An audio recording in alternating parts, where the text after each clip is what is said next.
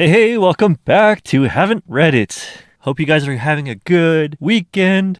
Today we have a story from TalesFromTechSupport, titled, I've Refunded You in Full. Back when I was younger and much dumber, I did some occasional help for a neighbor. It was only the odd things here and there, small things like setting up a printer or installing software. Yeah, printers are awful.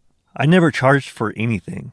Said neighbor started a business and started to rely more and more on their PC. So these little requests for help became more frequent. Then started the, I need this urgently, please come assist me ASAP, etc. No offer of money was ever made. That is so rude.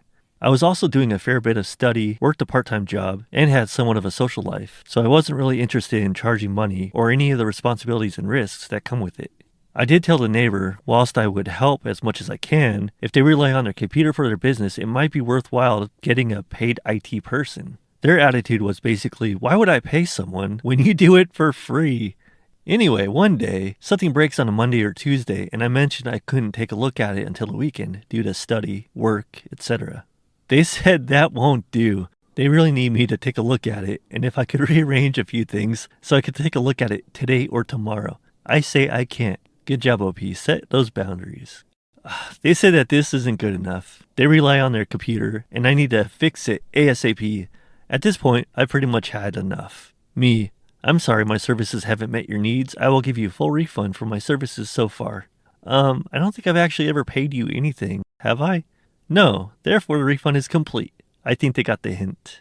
Talk comment says, I think r/choosing beggars would enjoy this too. OP says, I should cross-post there. I love that sub. What an entitled arse. I will steal this approach very smooth. I like that too. That was a good response. And I like the response to this comment too. Nah, shouldn't need to steal this approach, as you really shouldn't be doing this level of work for other people for free in the first place, lol. That is true. I've heard so many similar stories, all of them about abusing someone's willingness to try to help. I have a similar story myself. Helping out a relative, originally out of the sheer joy that I could put my education to use and fix actual issues. As their business grew a bit, so did the amount of calls. The mentality also changed from, if you could pop by next weekend and have a look at this, to, it's urgent, it has to be repaired now.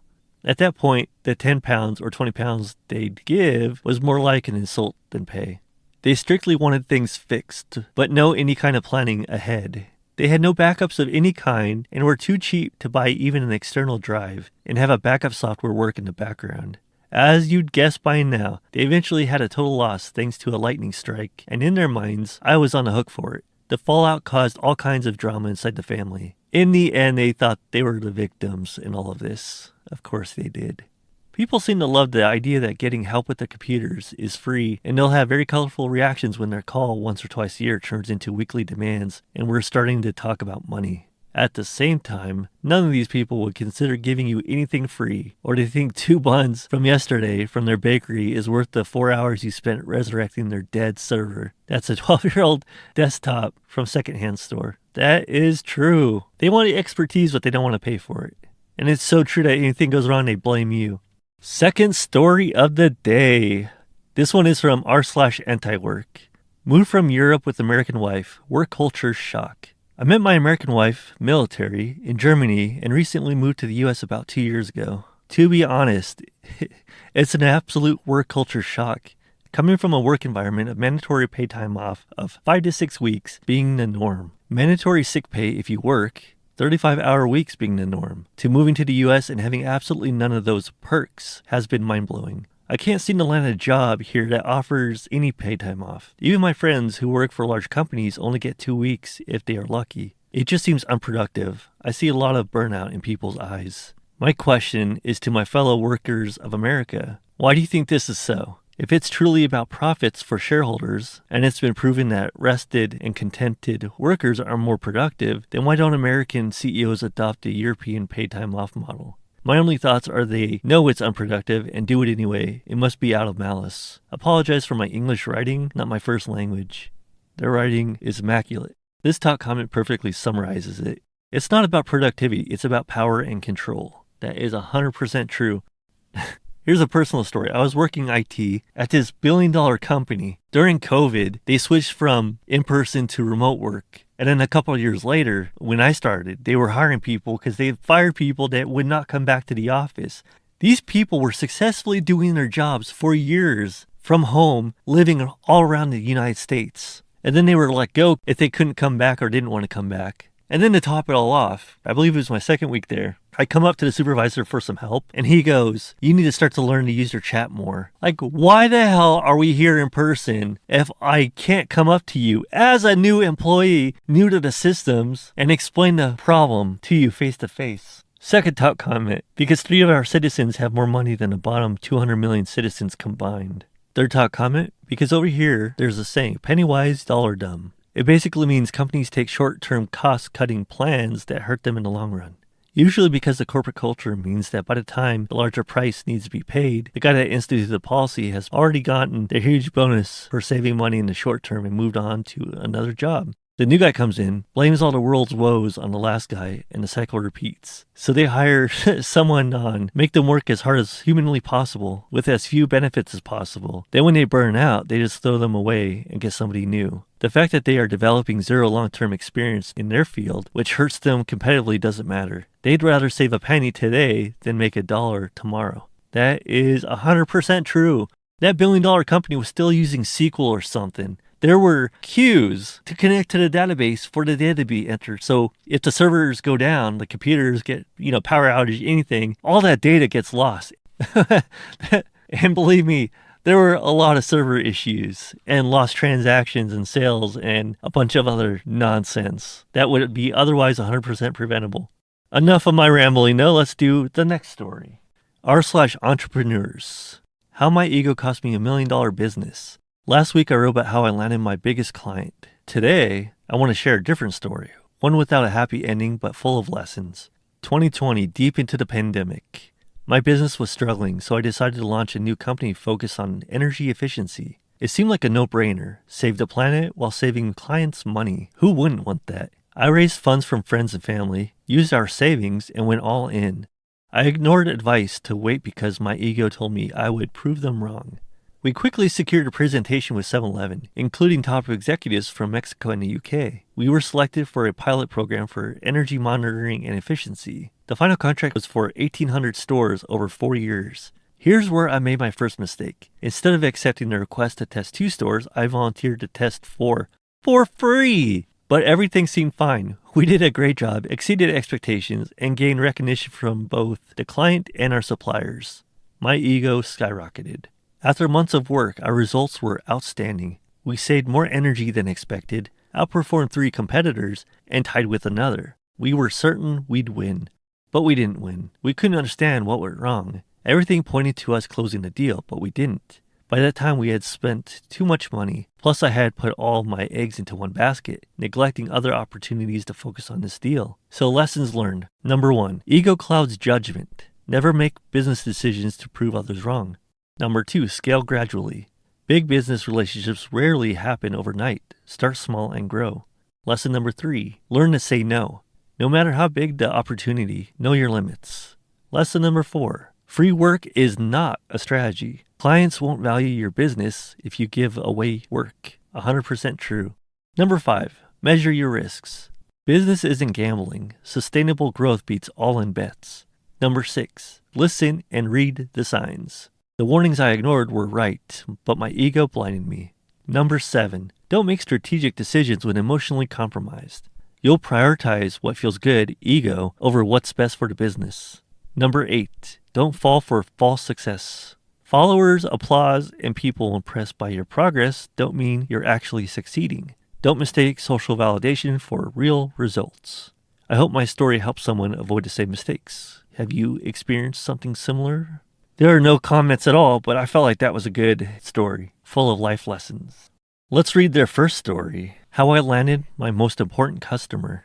Back in the days, I was a regional account manager for an international company selling plastic pallets. One day I received a lead from a pharmaceutical plant. I met with them, made some proposals, but ultimately we didn't close the deal. Later I started my own business in industrial and commercial waterproofing.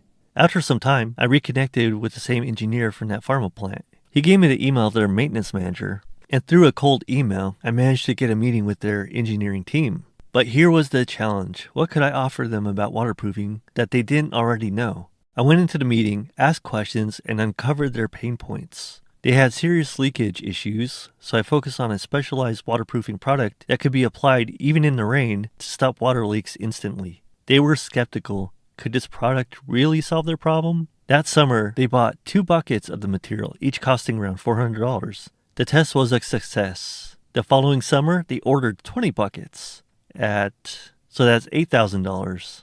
Over those 2 years, I built trust and strengthened the relationship. My ultimate goal wasn't just to sell buckets. I wanted to waterproof the entire plant.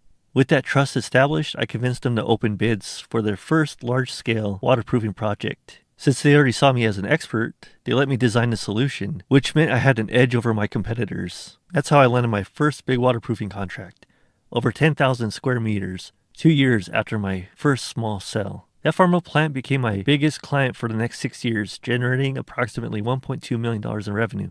Key takeaways: patience, don't rush, offer excellent service, even if the first sale is just 2 buckets. Listen, understanding their pain points led to that first sale. Even if it wasn't my ideal product, it solved a major issue for them. Trust doesn't happen overnight. Do everything possible to earn it. Always deliver on your promises. Follow up. Even small sales can open doors. If maintaining a relationship leads to bigger deals, it's worth the effort.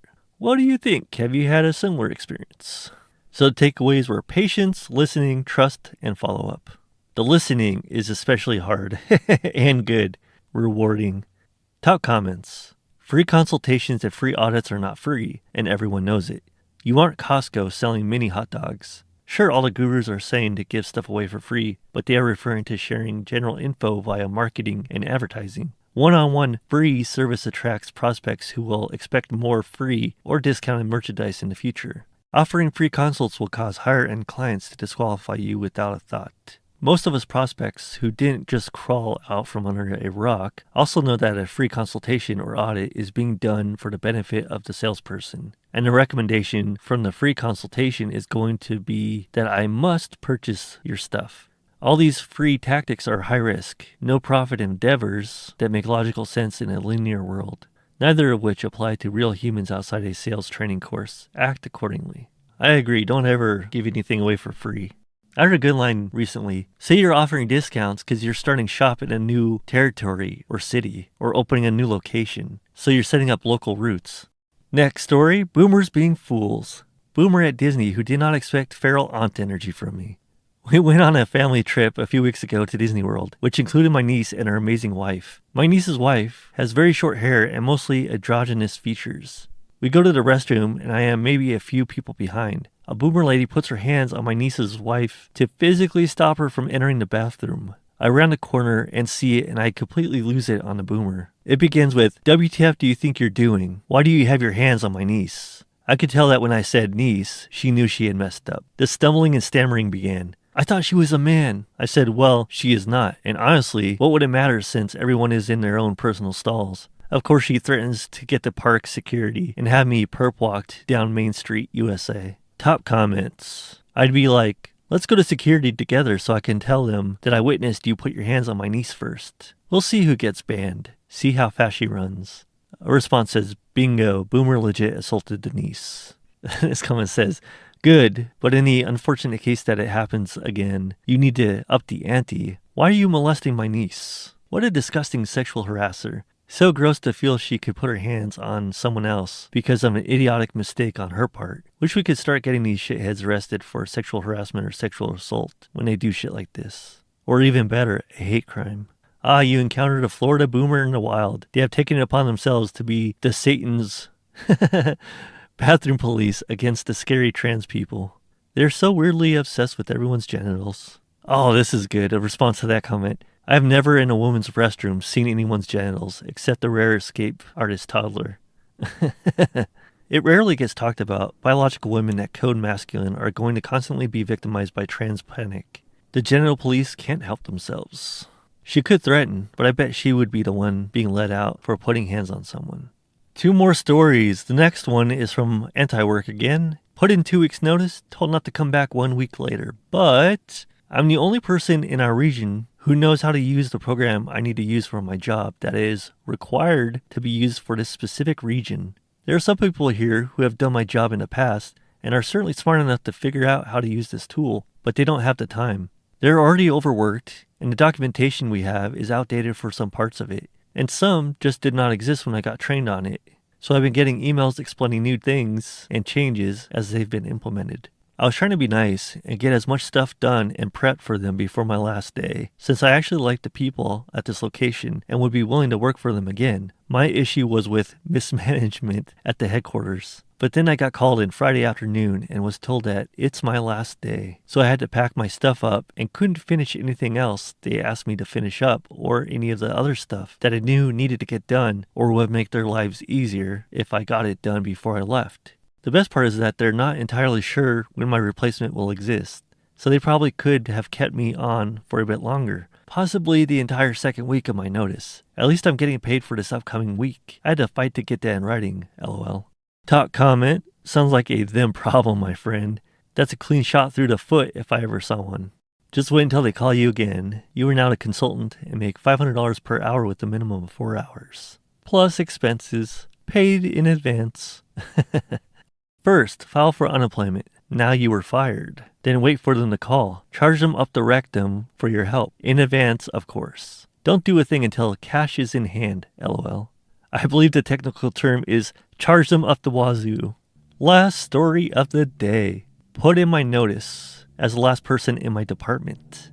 I posted a few weeks ago about my amazing boss leaving my company and being replaced with a contract consultant. Since then, my teammate and I have kept each other up to speed on job hunting, and we even provided references for each other. She and I have both since found other jobs. Her last day was last Friday, and mine is this Friday. I also have a bunch of PTO saved up, so after putting in my notice, I immediately submitted all my PTO, effectively cutting my actual work time down to a third. I'm off every day this week except Friday, when I'm just showing up to the office to turn in my stuff. Because I'm the last person left in my department, the CFO met with me and offered to increase my salary to get me to stay. I declined for a few reasons. Number one, there's no way they'd pay me what it would cost to keep me in a department by myself. Number two, even if they somehow met a counter offer from me, that would essentially prove that they could have paid me a higher amount this entire time.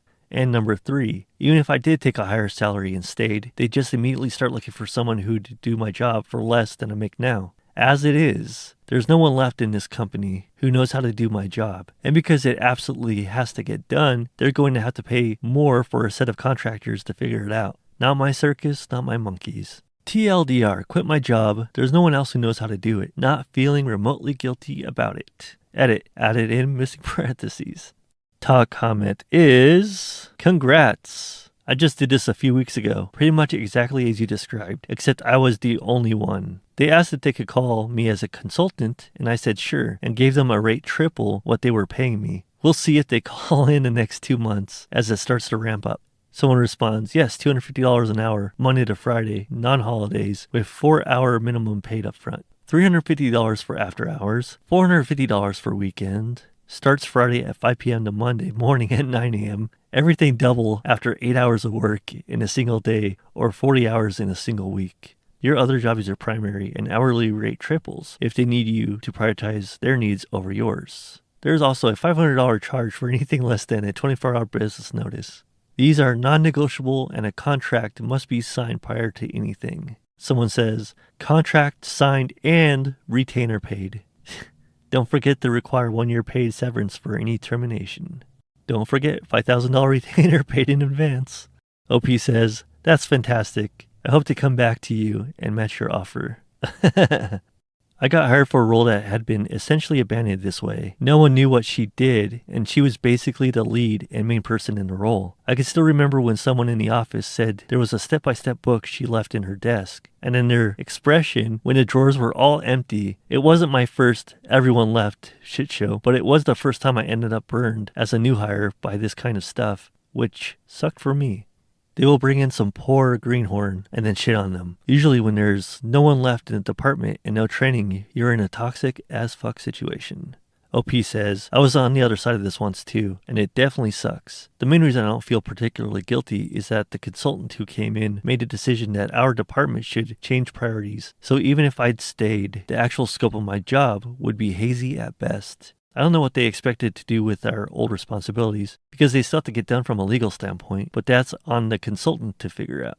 They would offer you a pay rise to stay, then expect you to carry the entire department by yourself. OP says, oh, totally. Absolutely not worth it. Spent the past 2 years asking for another team member and just got another job offer this week. Can't wait to put in my 2-week notice and watch them suffer because they don't have a backup. Congrats on moving on. Someone replies, they don't deserve 2 weeks. They want to give you 2 weeks before firing you. That is true. That's it for today. I appreciate everyone listening, giving likes, comments, or being silent and just watching these to the end. Thank you. I will see you in the next one. Take care.